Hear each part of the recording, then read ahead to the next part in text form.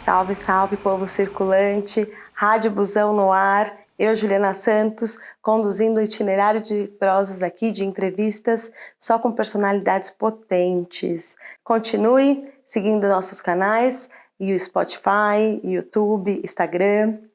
Siga, nos curta, compartilhe e simbora para a prosa de hoje. Para começar, hoje a nossa convidada é uma convidada muito incrível, que eu admiro muito, dona de uma das risadas mais marcantes que eu conheço, Flávia Rosa. Muito obrigada por aceitar o nosso convite e estar aqui conosco, partilhando da sua história.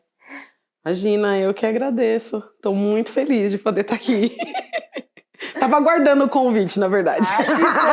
Que eu vi tanta gente interessante e potente. Falei, nossa, será que um dia eu vou estar ali também? E o convite chegou aí, ó, tá vendo? E agora estamos aqui. Para começar o nosso embarque, eu queria trazer um cenário desse busão em volta de um jardim cheio de rosas, como o nome da nossa convidada. E trazendo essa discussão já de início do que é essa imagem da rosa, né? Que traz tantos significados e símbolos, e atrelando aos estudos que você faz sobre a mulher. Nossa, tô falando, olha só. Bom, vamos lá, né? Pensar um pouco nesse signo da rosa. A rosa, pensando primeiro em mim, né? Como é que essa rosa chega em mim? Na verdade, a rosa, ela é o sobrenome da minha família paterna. E eu fui criada e convivi muito com a minha família materna. E a minha família paterna realmente é uma família a qual eu tive pouco conhecimento, eu tive pouca convivência. Então, eu sou uma pessoa que não sei da história dos meus avós paternos, eu não sei como foi ao longo da vida deles, enfim. Então, eu quis fazer uma homenagem a essa família paterna, quando eu fui pensar o meu nome artístico, né? No momento que eu decidi, né, adotar um nome artístico, porque eu já estava fazendo arte e tinha o nome de Flávia, mas não tinha um sobrenome. E comecei a entender que era importante ter um sobrenome na arte. E aí eu fui fazer uma homenagem para minha família paterna e adotei o rosa, porque eu acho o rosa lírico, porque eu acho o rosa poético. E eu acho que a rosa, ela ao longo da minha história, depois ela aparece com vários outros significados, que é esse processo do cuidado e do olhar para o corpo da mulher, né? Poder pensar as feminilidades de várias formas, na sua multidiversidade, mas o que ela traz, quais são os signos e símbolos, né, da rosa. Então, a rosa, particularmente na minha vida, eu acho que ela é um símbolo e um signo ao qual eu tenho que estar indo e voltando a todo momento. Porque eu acredito que parte da minha missão é poder entender esse processo com as feminilidades. No meu corpo, para a minha vida, no meu sentir, na minha forma de enxergar a vida, de como eu compreendo. Uma das coisas que eu sempre falo para Carmen Faustino, que é minha amiga também, é que a gente, na maioria das vezes, coisas que a gente escolhe para trabalhar tem muito a ver com que a gente precisa ser trabalhada nas nossas vidas, ou a gente tem muita ânsia de poder ter descobertas, né, com aquele tema. Então, eu acho que a rosa, ela vem me trazendo esses signos e todos esses estudos que diz sobre feminilidade, né, e faz parte do meu próprio reconhecimento de mim mesma.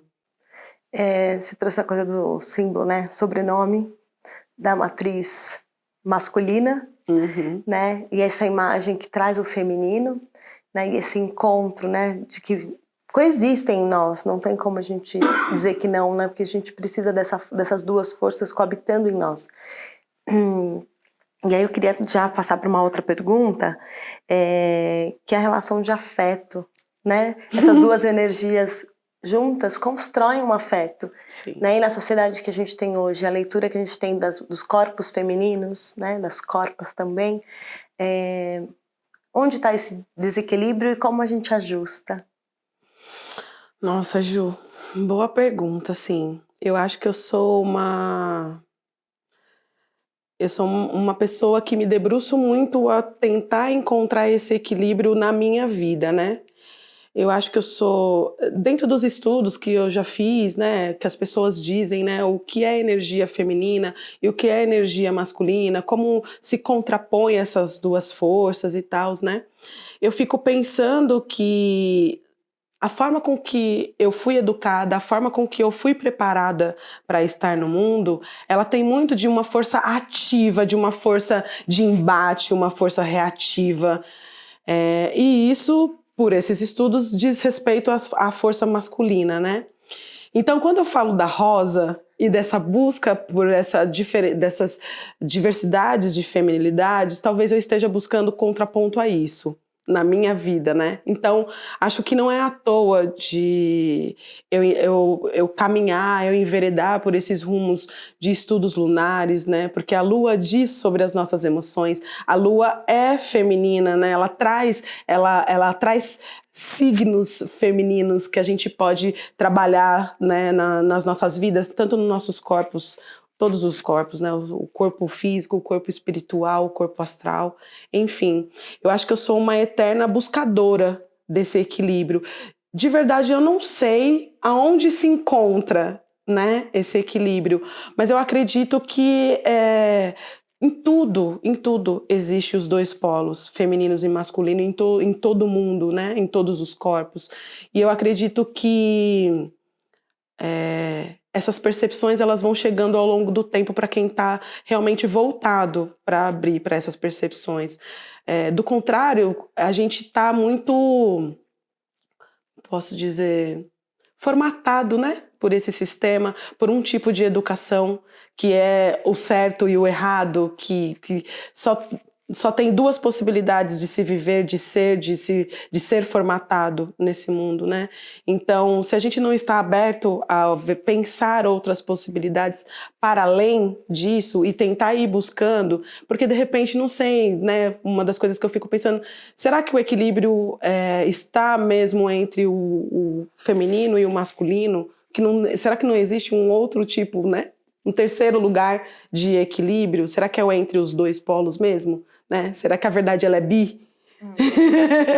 Né? Então, eu não sei.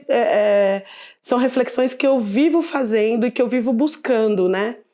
Não sei te dizer ao certo aonde tá, mas que eu vivo intensamente essas duas coisas em vários momentos, vários picos. Essa é a minha vida, viu? Essa é a minha vida. Muito louco. Mas eu acho que todos nós, né? Eu acho que é um constante harmonizar, desarmonizar, para poder caminhar, né? Exato. Passear por esse jardim, chegar em outras paisagens. E aí eu queria que você me contasse qual é a paisagem que te nutre. Porque você tem um caminho na poesia. Pois né? é. E aí, queria que você trouxesse um pouco esse lado, Flávia Rosa, escritora, poeta. Nossa, que loucura! Escritora. Ainda não me enxergo, não me vejo como uma escritora, mas eu entendo que eu sou uma artista que bebo das poesias, né? E das poesias de uma forma muito mais generalizada, assim. Você falou do jardim, aí eu fiquei pensando que hoje, no dia de hoje, eu fiz o encerramento de um processo com uma turma de mulheres que foi um mergulho de aulas de consciência e expressão corporal que eu utilizava dos movimentos da dança do ventre para poder essas mulheres se alcançarem, né? E hoje a gente teve a finalização desse curso e na apresentação delas, eu fazendo a apresentação do curso para as pessoas que estavam assistindo, eu falei: esse é o meu jardim, se deliciem com as minhas flores, né? Então, eu entendo que a gente está plantando e germinando a todo momento. E os botões, ora florescem e ora morrem, né? Esse é o processo da vida. Quando a gente fala desse lance de harmonizar e desarmonizar, eu acho que a gente está em constante florescer, germinar, se plantar e renascer o tempo inteiro, né? A imagem que vem na minha cabeça hoje é desse jardim, é dessas rodas onde eu consigo plantar sementinhas e ver poesia nos processos desses corpos aos quais eu faço troca com elas e elas comigo também, né? Porque elas florescem e eu também floresço. E a escrita, ela vem do meu processo de encontro com a minha poesia pessoal. Eu não tenho o hábito da escrita, eu sou uma pessoa que escrevo quando eu perco a noite de sono, e quando eu perco uma noite de sono, porque eu sou uma pessoa que durmo bem. Eu sou uma mulher boa de cama. Eu durmo muito bem, muito bem. Meu, melhor date é me convidar pra dormir. Adoro. Então, as noites que eu passo em claro, que eu desperto, que o meu corpo precisa estar acordado, ao invés de estar dormindo, eu sempre presto atenção no que aquele momento está querendo me dizer, o que o meu corpo está querendo comunicar comigo. Às vezes eu tô acordada, eu perco uma noite de sono porque eu tô eufórica com alguma coisa que aconteceu no meu dia. E quando aconteceu, se foi alguma coisa nova, eu começo já, tipo, que coisa nova é essa? Como é que tá mexendo comigo? Tá me fazendo perder uma noite de sono, então? Porque alguma coisa tá tocando no meu íntimo, sabe? Tá tocando no meu íntimo. Quando não é isso, é alguma coisa muito ruim que tá acontecendo. Então, assim, são os dois lados da balança. Então, quando eu escrevo, é quando eu estou em um desses dois lados da balança. É quando eu tô com uma noite de sono perdida não, achada, porque aí eu vou escrever e aí, tipo, eu fico ansiosa e fico, sabe, querendo escrever, e aí pego o papel e vou. Às vezes eu pego o celular no meio da noite. Ontem mesmo a gente teve um eclipse lunar, né? Super forte, e na noite anterior eu acordei com a janela, eu deixei a janela aberta, eu acordei com a sombra da lua. Ai, que lindo isso. Aquilo para mim já foi muita poesia, né? Eu não consegui dormir enquanto eu não levantei e fui escrever o que eu estava sentindo. Então as minhas escritas, ela vem sempre de alguma coisa que o meu corpo está processando, o meu sentir está processando. Então eu fui escrever e assim, as minhas escritas sempre têm a ver muito com o sentir. Então, ou eu estou lembrando de alguma coisa, ou eu estou fantasiando alguma coisa que eu estou sentindo no meu corpo. É mais ou menos por aí que essa escrita vem. Por isso que ainda não assumi esse lugar, né, esse título de escritora, mas eu já compus, né, pelo menos 10 coletâneas por aí, né, dividido em textos colaborativos e poesias, né, E prólogos, né? A pessoa. então, pois é isso. A arte, ela faz isso, né, com a gente, ela movimenta a gente em lugares que a gente não, talvez nem pensaria, e, e às vezes a vida comum da gente é tentar mesmo observar a vida com uma brecha mais poética para que a gente possa sobreviver de uma forma mais fluida, né, e não tão travada com tudo que a gente passa todos os dias, né.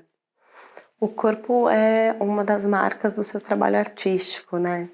Você desenvolve, assim, quem não conhece, hoje vai conhecer, compõe, é uma das cofundadoras, né, da CIA de Arte Negra, Capulanas, tem trabalhos belíssimos, né, em filmes, enfim, produção como atriz.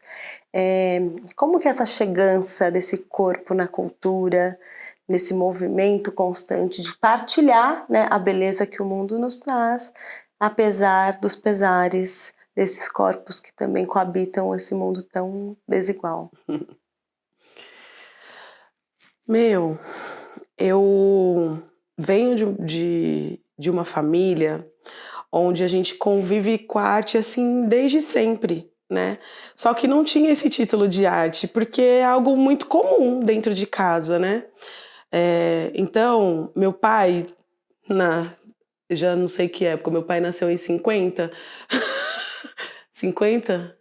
54 meu pai nasceu. Enfim, já não sei que ano, mas enfim, na época dele, ele trabalhava como discotecário de som. Então, assim, meu pai sempre gostou de música. Já da parte da minha mãe, a família inteira sempre dançou muito.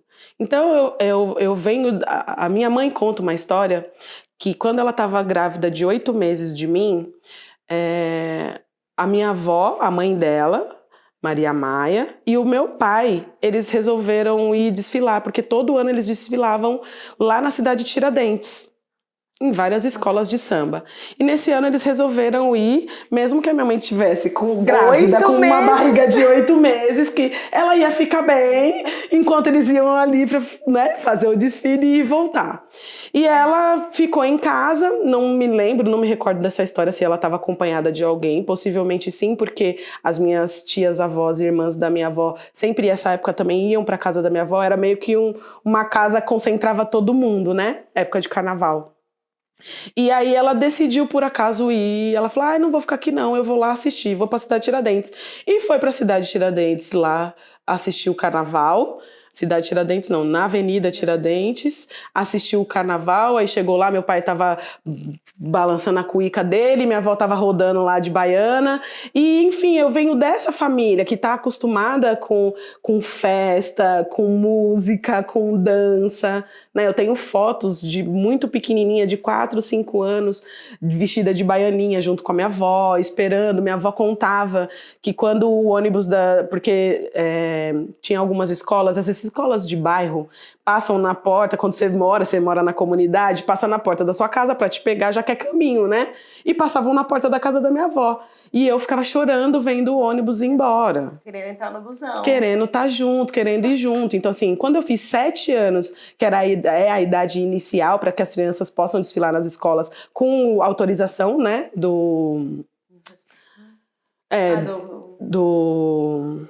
como é que fala? Do juizado de menor. Aí, 7 anos eu tava lá, já na aula das crianças, pulando, dançando. E eu amo carnaval. Amo carnaval. Então, dia de final de semana, a gente morou na casa da minha avó materna durante muitos anos, né? Meus pais não tinham casa, moraram dentro da casa da minha avó materna, até eu fazer, acho que 6 anos. Então, assim, dia de final de semana era uma festa, era disco na vitrola o dia inteiro, era samba, aquele programa de rádio Samba Pede Passagem, era samba o dia inteiro. Então, isso pra mim sempre foi muito natural. Quando eu vou pro colegial, que é onde eu conheci o teatro, que é onde eu adentrei a arte de fato, eu já vinha com essas referências. Lógico, nas escolinhas que eu já tinha passado, já tinha feito balé, já tinha feito jazz, já tinha feito todas as partes artísticas eu já tinha participado. E quando eu fui, de fato, entrar no teatro, conhecer o teatro, eu já tinha essa bagagem comigo, né? Então, tipo, o teatro era um outro lugar diferente, porque trabalhar, né, a questão do corpo diferente da dança. Então, me fascinou também por conta disso, né, dessa outra parte artística. Mas eu já trazia essa bagagem comigo e aí eu fui fluindo uma coisa com a outra. Quando tudo faz sentido para mim é quando eu conheço a dança afro. Porque aí eu utilizo do corpo, do repertório de dança, da batucada, que já era natural para mim, já era da minha vivência, e o teatro também, né, das apresentações. Quando eu conheci a dança afro, eu falei, agora tudo fez sentido. É como se eu estivesse voltando para casa. E foi incrível, assim, porque dali, né, o primeiro lugar onde eu fui conhecer uma dança afro foi como é o nome? Escola Livre de Música, na ULM. Teve um curso livre de férias e eu trabalhava lá no Brooklyn, próximo à ULM, e eu era muito interessada em fazer um curso de canto. E aí sempre eu passava lá para saber o que estava acontecendo. E aí eu vi esse curso, falei, nossa, o que será isso? E resolvi ir lá fazer. Acabei me apaixonando. Conheci a Gal Martins, que é daqui do território da Zona Sul. E a Gal Martins falou assim pra mim, eu faço dança afro na casa do de cultura do Emi Boimirim, você conhece? Eu falei, não. Ela, vai lá, aparece. E você já morava na região? Não, eu morava próximo ao Grajaú. Eu não conhecia pros lados da Guarapiranga, não conhecia nada para aqueles lados, nada. E aí era um tempo que a gente não tinha integração no bilhete, né? Tinha que sair lá do Grajaú, pegar 2 ônibus, pagar não sei quantas condução pra ir, pra voltar e tal. E aí, minha filha, aí me perdi na batucada. Se encontrou. Me encontrei na batucada aí. E aí, assim, dali, tipo, integrei o grupo Espírito de Zumbi, que é o grupo que tem até hoje lá na casa. Do grupo de Espírito de Zumbi, a gente construiu o Mojá, que também estamos aí até hoje, firme e forte, fazendo várias manifestações afro-brasileiras a partir da música, né? E, ao mesmo tempo, eu e mais as meninas, resolvemos fundar a Capulanas Companhia de Arte Negra, que trabalha com teatro negro, que é tudo isso, né? Que a arte negra, quando a gente fala arte negra, é teatro, tem o título de teatro negro, mas o teatro negro ele é composto pela dança, pelo canto, pela música, pela arte plástica, por tudo, né?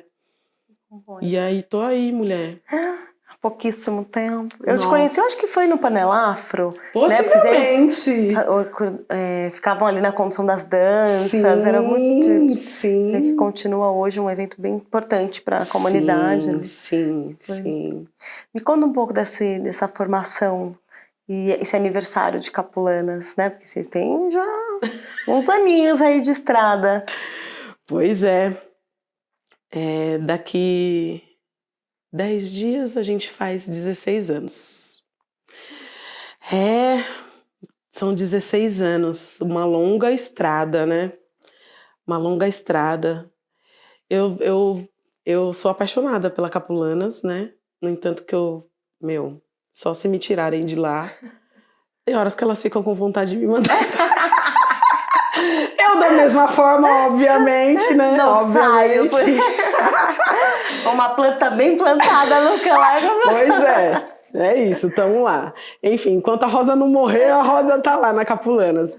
Capulanas é um berço pra mim, assim, onde eu pude crescer muito enquanto artista, mas principalmente enquanto pessoa, né? Poder estar entre mulheres negras e poder fazer pesquisa voltada para mulheres negras, trabalhando com arte, é muito sagrado. Para mim é muito sagrado. É a gente poder voltar nas nossas árvores genealógicas, é poder realmente fazer sankofa, olhar para trás, né, para poder continuar. E aí quando a gente olha para trás, a gente vê as fragilidades e as fortalezas de que nos trouxeram até aqui. E aí a gente continua repensando as fragilidades e as fortalezas para poder continuar. Enfim, assim, nossa, eu fico até sem palavras às vezes, sabe? Porque significa muita coisa, né? Significa muita coisa. Eu falo para as meninas que é um casamento sem a gente morar na mesma casa, sem ter relações, né, íntimas. As relações são íntimas, mas em outros aspectos, né? É um casamento, passa por todas as fases, né? Que todas as relações passam. Momentos difíceis, mas é muito lindo você poder olhar para o lado e saber que você tem com quem comemorar as suas vitórias. Porque às vezes a gente faz uma carreira solo e não tem com quem comemorar as nossas vitórias. Poder estar de mãos dadas, né, com outras pessoas, é muito poderoso, né? É muito poderoso. E esse encontro de nós capulanas tá para além do artístico. Tá muito para além do artístico. A gente acredita muito nisso. Quando a gente se volta para nossa ancestralidade, tá para além do artístico. Nós temos realmente uma história a cumprir nessa passagem e poder se fortalecer, né? E aí a gente sabe disso e é bom estar do lado de quem sabe que a gente está aqui por isso, para isso. É muito Tem horas que você vai sair correndo e você não quer olhar a cara de ninguém, mas tem momentos que você sabe que você pode, para onde você vai chorar, né? Aonde você vai ter colo, acolhida, cuidado. Enfim, é família, né? É família. Você falou essa coisa de que é para além do artístico, né? Eu como fiel telespectadora, né, espectadora das peças de vocês, percebo o quão poderoso, né, ver um trabalho desenvolvido, né, que vocês passam 5 anos, 4 anos estudando, aprofundando, né, tem os encontros e aí sai uma peça de teatro contando sobre as nossas feridas e a gente chega lá e a gente recebe um remédio, né, assim, um cálice, um bálsamo para voltar para casa e encontrar novas possibilidades. Isso é muito bonito de ver e é realmente uma constatação de que é para além do artístico, porque é um artístico como alimento, né? E essa coisa do senso estético, que vocês fazem umas coisas belíssimas. Mas esse bálsamo de cura para esse corpo que a gente pouco cuida, né? Porque a cidade nos devora, né? Então, e esse poder que é estar entre mulheres, né? São muitas mulheres fazendo uma roda poderosa, contando histórias, chamando uma ancestralidade e uma descendência, né? Que gente, vocês precisam assistir as coisas que essas mulheres fazem, né? Flávia, pensando nesses processos de pesquisa, você quer contar algo assim que você acha que, tipo, gente, o Yalodês, como foi a produção do Yalodês? Ai, Yalodês é lindo, né? Eu gosto muito do Yalodês. Mas o Yalodês, ele é praticamente uma continuidade do Sangoma, né? Porque tem muito a ver, né? O Yalodês a gente fala de 5 mulheres, de 5 Yalodês, né? Mulheres referências de cada uma de uma terra diferente, que vem trazer um aspecto diferente sobre mulheres negras, numa visão futurista, né? De como a gente poderia se imaginar daqui a uns anos, né? Que tipo de empoderamento, né? Se é que a gente usa essa palavra agora para uma coisa mais contundente. Que tipo de empoderamento nós faríamos, né? O que a gente repensaria, né? Para um futuro nosso. E conta essas histórias, né? Vem trazendo a história dessas 5 personagens, que na verdade elas juntas formam uma orquestra de sinos. E aí, assim, são vários signos. Também não posso ficar dando um monte de spoiler. Quando elas estiverem em cartaz. Exatamente. Espero que não demore muito, porque nós estamos muito ansiosas para botar esse trabalho na rua de novo, porque é um trabalho muito rico pra gente. Muito inspirado, né, nos processos que a gente veio passando, das pesquisas que a gente também já estava fazendo, né? Enfim, são as peças que a Capulanas desenvolve, sempre tem muita relação com os nossos processos pessoais. Agora, particularmente, nesse momento a gente está oferecendo oficinas, né, abertas ao público na Goma Capulanas. E essas oficinas, cada uma está ministrando uma oficina diferente, com um tema diferente, e todas essas pesquisas que a gente desenvolve com as pessoas lá na Goma, elas também servem de material para a construção dos espetáculos, né? Elas também fazem parte das pesquisas. Então, é uma pesquisa que a gente está partindo das questões pessoais, mas que a gente está em troca, em roda com as pessoas que estão indo para as oficinas. Depois a gente compila num material entre o grupo que resulta no que a gente vai mostrar artisticamente. Então, são muitos envolvidos, né? É a roda que não para, a espiral, ela não para. Ela é contínua. Então, eu não posso nem dizer que é uma coisa ou que é outra coisa, mas são várias coisas, né?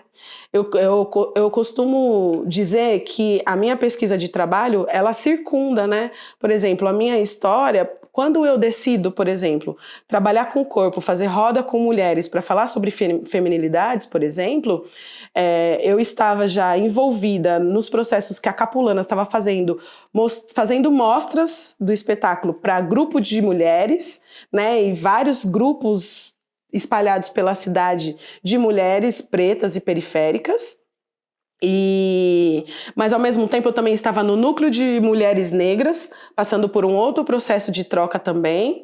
E enfim, acho que todo lugar que a gente se reúne e junta as nossas forças, que existe essa circularidade, essa troca, a gente faz parte da nossa pesquisa, porque aquilo vai reverberar de alguma forma, seja no nosso corpo, seja na nossa escrita, no nosso corpo como totalidade, no nosso campo. Né? Então, a minha pesquisa, ela está envolta a tudo isso. Tem a ver com a pesquisa da Capulanas, tem a ver com a minha experiência no núcleo de mulheres negras, tem a ver com as minhas relações pessoais com outras mulheres, tem a ver com o meu curso de terapeuta, tem a ver com o curso de tantra, tem a ver com tudo que eu fui juntando, até a Flávia Protética entra no meio também. É tipo, é o caldeirão da bruxa preta. É isso aí. Você falou que a sua trajetória é uma espiral, né? E aí eu queria dar uma voltinha nessa espiral e trazer a terapeuta tântrica, né? Que é um assunto que, na sociedade que a gente tem, numa visão extremamente patriarcal, pensa muito no ato sexual, né? O tantra como puro gozo masculino, né? E aí eu queria que você trouxesse essa visão para as pessoas entenderem o que é ser uma terapeuta tântrica. E quais são o toque, queria falar do toque, né? Porque a gente recebe vários toques na vida e não, né? se toca. E não se toca. Onde que esse toque efetivamente pega firme e fala, opa, tô presente, meu corpo existe e eu preciso fazer alguma coisa. Pra mim? Pra na minha você. vida. Em 2015, eu estava passando por um momento, esses momentos de baixa que a gente tem, e eu parei para repensar várias coisas que eu estava fazendo e percebi que eu estava muito contida em vários grupos, em vários núcleos, com várias pessoas, e que eu estava pouco comigo sozinha. Eu estava num momento que eu nem sabia muitas coisas de mim, porque eu estava muito com todo mundo. E aí eu percebi isso no processo do núcleo de mulheres negras, porque a gente teve um acompanhamento psicológico e terapêutico. E nesses processos eu fui sacando que todas as minhas ações estavam voltadas para grupos. E aí teve um dia que eu mesma me questionei alguma coisa e não sabia me responder. Tipo, do que eu gostava, o que eu preferiria. E eu não soube responder para mim mesma. E aí eu falei, tem alguma coisa estranha aqui, né? Eu acho que eu preciso ficar um pouco mais comigo. E aí, quando a gente se toca de algumas coisas, eu acredito muito nessa confluência, né? Nessa egrégora que vai se firmando e que vai aproximando o que a gente precisa da gente quando a gente está aberto, né? E por algum acaso, que eu não acredito nos acasos, mas chegou para mim um curso sobre Tantra, e era uma coisa que eu já tinha curiosidade há muito tempo, porque num das vivências de teatro, das experiências de teatro que eu tive na adolescência, um dos diretores que eu tive, ele era terapeuta tântrico.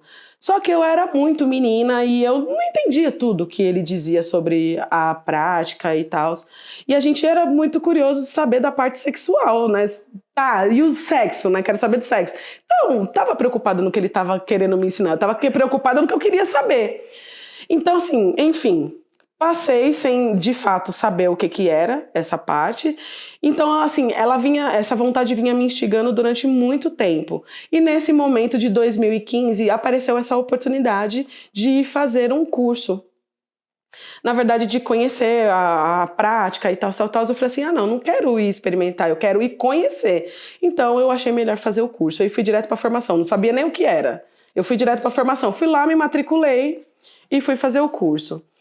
E aí eu fui entendendo várias coisas sobre...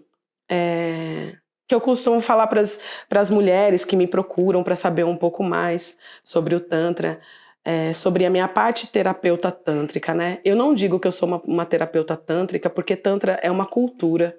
Assim como o Candomblé é uma cultura, o Tantra também é uma cultura. Então, eu não vivo essa cultura, né? E aí, quando chega para nós aqui do Ocidente, a gente aprende a partir de cursos, se forma enquanto terapeutas, mas terapeuta é uma profissão. Como é que você se profissionaliza da cultura que o outro vive, né? Enfim, existem várias nuances nesse tema, mas eu me considero uma terapeuta corporal. Acho que o Tantra ele veio para agregar o conhecimento que eu já tinha adquirido na dança, no teatro, nessas outras artes. Ele veio para agregar, e aí hoje o trabalho que eu desenvolvo, ele tem tanto a dança, ele tem o teatro, ele tem a parte terapêutica também. A terapêutica corporal, que é você observar o seu corpo, você colocar o seu corpo em movimento a partir do movimento físico, né? Então, você vai pensar o seu cansaço, como que você dá o contraponto para o seu corpo do cansaço, da sua exaustão, a partir do movimento físico. O que o seu corpo precisa nesse momento?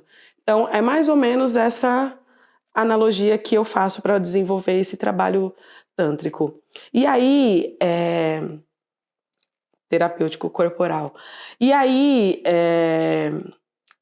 o toque, ele acontece a partir do momento que a gente amplia todos os nossos sentidos, né? O toque que não é só com a palma da mão, né? O toque com o olhar, o toque com a escuta, o toque com o saborear, o toque com o olfato. É a gente ampliar as possibilidades dos nossos sentidos para que a gente possa ser tocado, né? Que a gente possa ser tocado pelo vento, que a gente possa ser tocado pelo gosto de um alimento, que a gente possa ser tocado por uma boa música, né? Que a gente possa ser tocado internamente, até com o sentir. Às vezes eu tô longe de alguém e a saudade me toca, né? Então, é poder entender as possibilidades que a gente tem, porque o nosso corpo, ele é um universo de possibilidades, e a gente, dentro dessa formatação que a gente vive, que é dada pra gente, tudo isso vai se anulando, vai se tampando. Então, é exatamente o que aconteceu comigo naquele momento que eu me perguntei e não soube me responder. Eu estava com os meus sentidos totalmente adormecidos. Então, eu não conseguia enxergar para além do que era estava aqui dentro do meu perímetro próximo a mim, sabe? Não conseguia abrir, expandir, não conseguia olhar o meu campo periférico, porque eu estava com todos os meus sentidos adormecidos. E a possibilidade de conhecer o Tantra foi essa abertura dos sentidos para mim, de poder enxergar a vida com mais possibilidades, né? Então, quando você consegue enxergar a vida com mais possibilidades, é enxergar, olhar para a janela e ver que a moldura não determina o limite, que você pode botar a cabeça para fora da janela e alcançar novos limites. Foi isso que aconteceu comigo. E é isso que aí eu falei, não, eu preciso estar em roda com outras pessoas para colocar isso em prática. Outras pessoas também precisam experimentar essa sensação.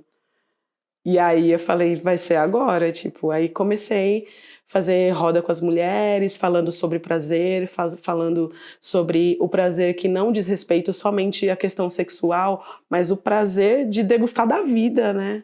De poder experimentar a vida de várias maneiras, que não seja só a sexual. A sexual também é muito importante, e eu nem acho que a gente sabe aproveitar. A gente tem questões, né? Se a gente pensa sexual, a gente nós não estamos resolvidos com a questão do sexo. Não. Principalmente nós aqui, né, no Brasil, né, onde o símbolo nacional é a bunda. A gente está preso, né? Nós estamos presos pelos nossos órgãos genitais, né? onde tem um tipo de valorização, né, nessa sociedade, mas é uma valorização até a esquina, né, até o ponto 3, né, não vai parar muito além, né. Então, não acho que nós somos bem resolvidos sexualmente, até porque o meu entendimento de sexo se dá não somente quando existe a copulação de 2 órgãos genitais. Sexo, pra mim, a gente pode fazer sexo até sem se tocar. E tem gozo, e tem prazer, e tem até ejaculação. E é bom. Que isso, né? É cura e gozo. É cura. É cura e gozo. Cura e gozo, exatamente. Eu fiz uma dessas vivências, né, contigo, das rodas, e eu lembro de uma pergunta já de início, que era como você se apresenta sem dizer o que você faz. Né? E é uma pergunta que pega a gente, porque é isso, como você nunca parou para pensar sobre você, para além do que você faz. Né? Você consegue responder? Hoje. Então, assim, mas então, eu falo para as meninas, falo, gente, quem vem fazer as dinâmicas comigo tá recebendo o que eu recebi. Eu já passei por todos esses processos. Eu não ofereço nada por onde eu não passei. Eu testo antes de passar. E essa dinâmica da apresentação sem dizer o que você faz é muito a partir desse entendimento que a gente diz a nossa profissão, a gente diz de quem a gente é mãe, a gente diz outras coisas e que não, por exemplo, mãe também faz parte de ser você porque você é mãe, né? Mas, por exemplo, as profissões, a gente pode estar sendo. A gente não nasceu assim. E não quer dizer que a gente vai morrer também com essas profissões. Então, é muito para sair desse campo, porque é o automático. É a primeira coisa que a gente pensa nesse mundo patriarcal e capitalista, é dizer o que nos dá poder nesse mundo. O que me paga hoje, a minha profissão. O que me faz eu gerar dinheiro para poder circular dinheiro é a minha profissão. Então, esse é o meu status. Né? Então, eu tento levar para esse outro lado, que é isso. Eu sou a Flávia, uma mulher de 44 anos, uma mulher ariana, regida por Yansan. Então, assim, é muito fogo, é muito fogo e que às vezes essa combustão dá uma pegada. Porque sou uma mulher intensa, porque sou uma mulher impetuosa, sou uma mulher, como que eu posso dizer, impaciente, né? Sou muito impaciente, mas gosto de ver beleza na poesia. Então, a minha busca sempre é poder encontrar poesia, né? Porque eu acho que a poesia traz beleza, mesmo que seja das piores coisas que a gente vivencia. Quando a gente consegue colocar poesia, a gente consegue encontrar beleza, mesmo nas catástrofes que a gente vive. Então, eu sou essa mulher em busca dessa poesia, que vive intensamente o sentir. Então, ora eu tô dando muito bem com o meu sentir e ora eu tô me dando muito mal com o meu sentir, porque eu reconheço o mundo a partir do meu sentir. Então eu sinto muito. Ou eu não sinto nada, estou apática. Eu sempre estou em busca de como encontrar um melhor lugar para sentir. Então, eu sou uma pessoa que conheço muita gente, mas sou de poucos amigos. Porque eu gosto de estar com as pessoas, eu gosto de ouvir as pessoas, eu gosto, quando eu faço essa escolha de terapeuta, é porque eu gosto de ouvir as pessoas e gosto de ver os processos das pessoas. Para mim, o que me interessa nas pessoas é ver quais são as mudanças que elas conseguem fazer na vida delas, e aquilo me instiga também, e aquilo serve de alimento, sabe? Enfim, eu sou uma pessoa que vivo questionando, em busca da poesia. Ai, como é bom conhecer você por você, né? Porque essa pergunta me traz uma imagem da mulher instituição, né? Então, quando você me fez essa pergunta, na hora, eu falei assim, gente, e aí de imediato. Então, como a gente também está encapsulada em arquétipos, né? Que às vezes nem a gente quer mesmo, né? Então é muito bom te ouvir. E viver, assim, com essa sua experiência, essa partilha de experiência. Eu queria entrar na vida secreta da Rosa. E depois de um tempão, assim, gente, eu vendo a pessoa cantar, dançar, eu descubro que a pessoa trabalha com algo que eu nunca imaginei. Assim, eu falei, gente, ela nos alegra com um super sorriso, além de nos tocar com tanta profundidade com a palavra, numa área que eu nunca imaginei. Como que é essa sua carreira paralela? Que eu falei, é a vida secreta da Rosa. A mesma coisa, conheço você há tanto tempo e descobri que você foi casada quando você separou, né? Essa parte nós pula. Essa parte nós pula. Eu falo, as minhas amigas falam que assim, você corta as pessoas da sua história, você, tipo, anula. Eu falo assim, não, gente, tem coisas que é bom a gente não lembrar, deixa pra trás. É isso, tá tudo bem. Finge que nunca aconteceu. Mas você tá falando da minha profissão de protética, né? Pois é, então, já fazem 25 anos que eu sou protética. Ir fazer prótese foi muito porque a gente precisava fazer o colegial e no entendimento dos meus pais era importante que a gente fizesse um colegial técnico para que a gente já tivesse uma profissão, né? Para poder minimamente garantir que a gente pudesse estar formada em alguma profissão para poder exercer isso e poder reverter em dinheiro, né? Acho que todos os pais de meninas pretas periféricas pensam que, assim, além do estudo, o trabalho também é muito importante para a gente, né? Então, eu lembro que a gente foi conhecer o campus lá do colégio que a gente ia estudar e aí meu pai perguntou o que eu queria fazer, né, daquelas profissões. Aí tinha lá administração, processamento de dados, secretariado, desportos, que é educação física, a prótese. Você tinha quantos anos? Eu repeti, eu já estava com 19, 18, 19, eu repetia. Mas nova, super novinha. Não, mas estava nova, era adolescente ainda, estava entrando na fase adulta.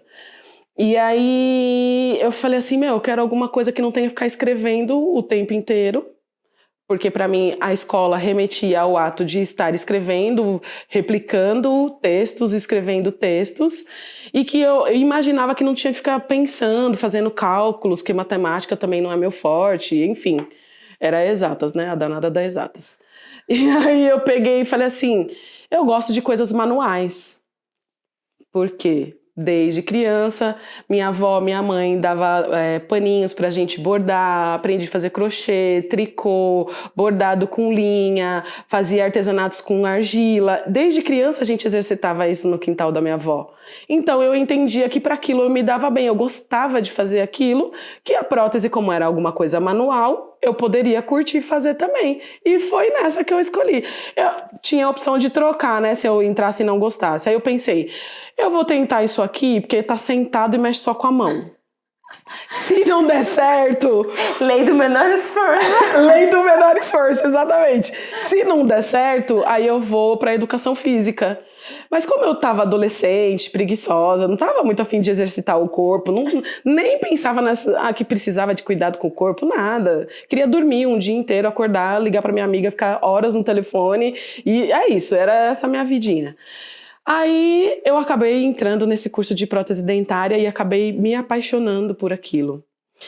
É um trabalho extremamente artístico, manual, e cada boca, cada sorriso é um sorriso.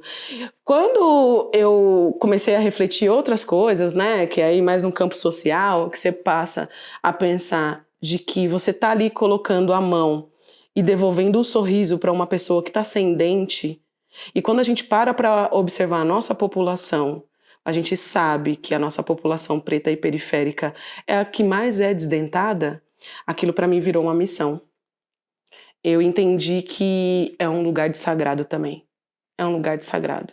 Poder devolver o sorriso, poder devolver a qualidade bucal, de saúde bucal para alguém, poder ver uma pessoa poder mastigar, porque a mastigação está envolvida, está totalmente ligada com a deglutição está envolvida e totalmente ligada com a digestão e o que a gente vai botar para fora, como a gente vai botar para fora. Então, o nosso sistema, né, ele é todo interligado e é incrível. E uma coisa afeta totalmente a outra. Uma falta de dente pode dar qualquer outra complicação. Uma dor de cabeça pode ser a falta de uma ausência de um dente. Então, eu acabei, né, entendendo por outro lado. Além de eu ser apaixonada por isso, é um trabalho extremamente minucioso, porque a gente pensa, um dente, e eu trabalho com a parte de esculpir o dente. Eu sou uma escultora de dente. Então é isso, você pensar nesse estudo, que cada homens e mulheres têm características diferentes, pessoas negras, pessoas não negras têm características, e tudo isso influencia no dente. A cor do dente, o tamanho do dente, a anatomia do dente. Eu sou encantada, apaixonada. E aí eu acabei levando essa vida paralela com a arte e a prótese. Então, assim, ao mesmo tempo que eu tenho na prótese, eu também tenho de arte e vice-versa, porque eu arrumei um jeito, por isso que eu optei pela carreira de autônoma. Tipo, forçada, né? Tipo, é isso, porque não teria como eu trabalhar como CLT num laboratório de prótese dentária, porque aí eu não teria tempo para poder trabalhar na arte. Então, para eu poder conciliar as duas coisas, foi esse o caminho que eu acabei escolhendo, é ser autônoma das minhas próprias escolhas. E isso é foda, é muito bom, mas tem hora que é ruim, é óbvio, né? Quando a gente vai pensar no porvir, que a gente vê, enfim, né? Nessas questões de direitos que a gente nem sabe se tem e se vai continuar tendo, né? Mas nessa ideia de garantia de alguma coisa, a gente entende que é ruim, mas é maravilhoso poder conciliar as duas coisas, as duas paixões. É maravilhoso, é incrível, assim. Para mim, acho que não teria caminho melhor, assim, para eu trilhar. E diz no meu mapa astral que eu tô no caminho certo, porque assim, pelo que eu vi lá. Que ótimo, eu como boa ariana, abrindo caminhos. Entendeu, né? Olha. Olha que ótimo. Enfim, tem várias coisas ali que confluem muito pra esse lugar mesmo. Te ouvindo, eu ouço assim muitas ações de doação, né? E de partilha, que é super fundamental porque a gente vive no coletivo. Mas o que você já ganhou? O que você já recebeu dessa trajetória? Ai, caramba. Poxa, eu me sinto tão rica.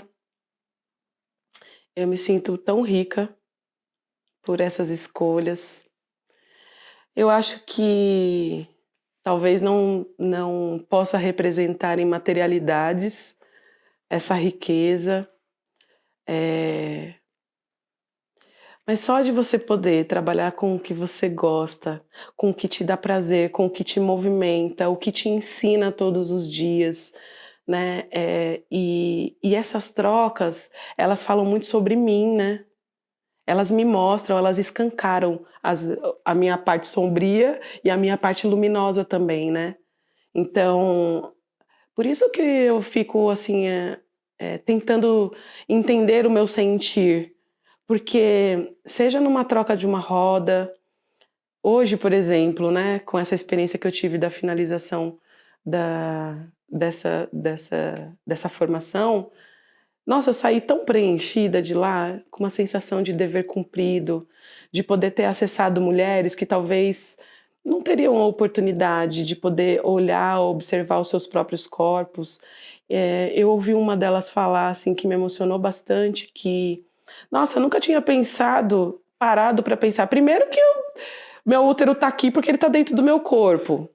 Eu nunca tinha parado para pensar nesse útero e nunca tinha parado para pensar que se não houvessem úteros, talvez a gente nem tivesse aqui, né? Então, isso para mim é impagável, né? Uma mulher comum da comunidade que não sei o que ela faz da vida dela, mas enfim, uma mulher comum que talvez não tivesse a oportunidade de pensar no seu próprio útero, porque tá com os sentidos adormecidos. E aí poder trazer essa possibilidade de fala, né, de troca para essa mulher, e ela me dá a possibilidade de escutar isso para mim é riqueza, isso para mim é prosperidade. Isso para mim diz respeito à prosperidade. Isso para mim é prosperidade. Para mim, prosperidade não é acúmulo, mas é o que a gente transborda, sabe? E tá na troca. E olha que eu me considero uma pessoa muito sozinha.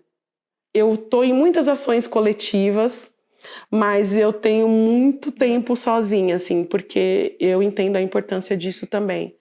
E nessas que eu entro nos meus mergulhos pessoais, e aí entro nas minhas reflexões, e nas minhas crises existenciais, e aí vou tentando, porque é exatamente isso que eu penso. Para eu poder levar para outras pessoas e trocar, eu tenho que vivenciar. Eu não acredito naquilo que a gente aprende na cartilha, como a gente vai na escola e te repassam, você copia e acha que aprendeu. Isso para mim não é aprender. Para mim aprender é você experimentar, né? É você vivenciar aquilo que você está falando. Então, como a gente é contraditório a vida inteira, porque a gente veio aqui para ser contraditório e para viver os sims e os nãos, né, e entender isso na nossa corporalidade e na nossa existência, enfim, eu vivo nessa loucurinha. Eu falo que eu nem preciso de nada ilícito. Tá ótimo. Os lícitos assim. já estão causando. Os lícitos já tá na hora. Ai,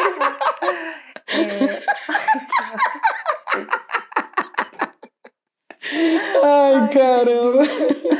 a gente começou falando de terra, né? Desse jardim que floresce, traz rosas. E você trouxe o útero, que é esse outro solo de germinar e poder cultuar a possibilidades, né? As possibilidades. Pensando no corpo feminino, mas outros úteros que vão existir de outras formas, né? Porque a gente tem outros corpos coabitando o feminino, né? Uhum. Pensando nessas possibilidades, como que andam as encrenqueiras? Ou as encrenqueiras? Estamos lá. Enfim, a Capulanas acabou de fazer uma performance chamada As Encrenqueiras. E foi muito gostoso ter feito essa performance, porque ela foi bem diferente de tudo que a gente já havia feito antes. A gente está fazendo um projeto onde a gente está experimentando 7 diretoras diferentes. Óbvio, né? 7 diretoras são diferentes. Mas 7 experiências com técnicas, com propostas e pesquisas totalmente diferentes uma das outras, né? E agora a gente acabou de passar pelo 4º experimento, que a gente fica 3 meses com uma diretora, vai experimentando a partir da pesquisa de trabalho dela, e aí a gente cria uma célula performática.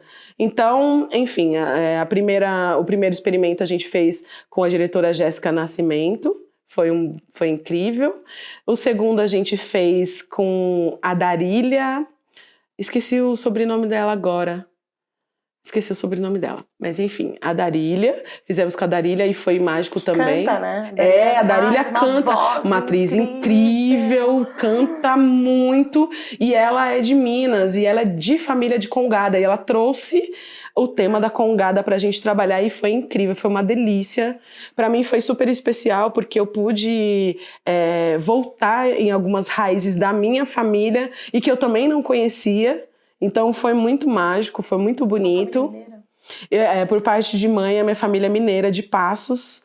E assim, é isso, eu tenho os relatos delas, mas eu nunca fui até Passos e tal. E aí a gente acabou retomando as congadas, né? Porque a Darília trouxe esse tema, a gente achou interessante e eu fui rever as minhas tias-avós e conversar e falar um pouco mais desse lugar de Passos. Enfim, as histórias estão se perdendo porque a gente, né? As pessoas estão de passagem. Mas mesmo que conhecendo por outros viés, a gente sente o pertencimento, porque a gente já começa a lembrar de histórias que já tinham contado pra gente e a gente fazer as coligações. E, incrível, foi muito, muito bonito também, um processo super cantado. A performance toda foi muito bonita. Depois a gente esteve com a Ave Terrena, que fez um trabalho também muito legal com a gente, pensando esses corpos a partir da cultura ballroom, que é uma cultura dos corpos travestis, né? Meu, incrível, foi uma delícia trabalhar com a Ave. Ela é uma pessoa maravilhosa, uma pessoa que vem com uma leveza, com uma doçura e trabalha as coisas com essa leveza, com essa doçura. E nós, mulheres pretas, estamos também muito preenchidas de muitas dores, né? De muitas dificuldades e violências. Não que os corpos travestis também não estejam, mas estou falando da nossa particularidade, que naquele momento era o que a gente precisava colocar para o trabalho. Então, assim, a Ave ela foi mostrando caminhos para a gente de leveza, e isso foi ímpar para a pesquisa e ímpar para as nossas vidas também. Foi um dos aspectos que a gente falou, poxa vida, olha só, acho que a gente precisa pensar mais nisso. Foi incrível também o trabalho com a Ave Terrena. E agora, esse quarto experimento que a gente terminou foi com a Musa Matiusi, que veio da Alemanha, que ela tá morando lá na Alemanha, veio da Alemanha para fazer esse trabalho com a gente. E foi incrível também, foi bem diferente, assim, do que a gente já tinha feito. E foi uma experiência muito boa poder sentir os nossos corpos de outras formas, né? Foi uma performance onde a gente não utilizou da oralidade, então a gente tivemos os nossos corpos em mínimos esforços e movimentos, assim, então foi um trabalho incrível e bem diferente, porque a gente está acostumada a fazer trabalhos com muitas coisas, né? E esse foi trabalhando esse minimalismo. Foi incrível, foi bem legal, que é o Encrenqueiras, porque parte de uma pesquisa do livro, que eu não vou lembrar o nome agora. Tudo bem. Não tem problema. Porque tem um nome extenso. Com certeza depois a gente vai descobrir, porque a gente vai assistir, né? Não tem problema nenhum. Gente, eu ficaria horas aqui, ó. E eu não tô preocupada com o tempo, né? A técnica deve estar, mas...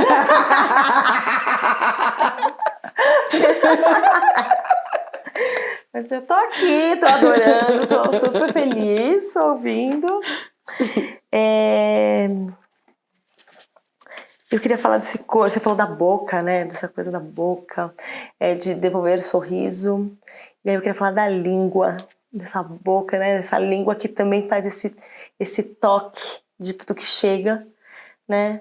E que pode guardar e também pôr pra fora. E aí você trouxe esse trabalho dos encrenqueiras, que é do silêncio, né? Então, das palavras que também não são ditas, mas que reverberam e atuam no profundo, né? Queria que você trouxesse essa visão desse movimento da língua nessa sua trajetória de pesquisa sobre o corpo. Ai, ai. Quando você fala isso, vem uma frase assim ecoando na minha cabeça.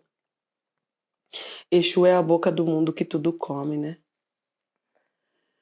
Nossa.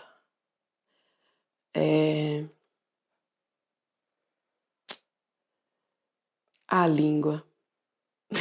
Peixe morre pela boca, né? As minhas conexões, olha só minhas conexões. Bora lá. Eu não sei, assim, eu sou uma pessoa que entendo que eu não sou muito boa na oratória. O que vocês acham, pessoal? Quero que todo mundo comente agora se ela é boa ou não. No entanto, que dentro da Capulanas, toda vez que a gente recebe um convite para participar de uma mesa ou alguma coisa desse formato, eu nunca sou a pessoa que me ofereço para poder ir. Me ofereço é ótima, né? Me ofereço para poder ir, porque eu tenho um pouco de dificuldade, assim, dessa exposição em público. Eu tenho me arriscado mais, assim. Me pegou em ótima fase, porque eu recusaria esse convite fácil. Mentira, mas é para vocês, eu viria assim. Porque eu entendo que eu sou uma pessoa que, às vezes, eu não tenho muita habilidade, assim, com as texturas das palavras, né? Eu sei e reconheço que eu sou uma pessoa, por ser uma pessoa muito... Expansiva? Não, impaciente. Eu sou uma pessoa muito impaciente e isso causa algumas irritações em mim, assim, instantâneas. Eu já tô com 44 anos, já consigo reconhecer isso, eu sou uma pesquisadora do meu próprio corpo. Então, quando eu consigo identificar, eu já tento buscar, né, situações para contornar isso. Mas durante muito tempo foi uma armadilha para mim, todos esses sentir. Porque eu era daquela que falava e, assim, sem habilidade com as palavras, com as texturas das palavras, soltava muita coisa e depois me arrependia, né, do que eu falei, de ter que voltar atrás e pedir desculpas. Não que isso seja um problema, embora eu não seja uma pessoa com muitas facilidades de pedir desculpas.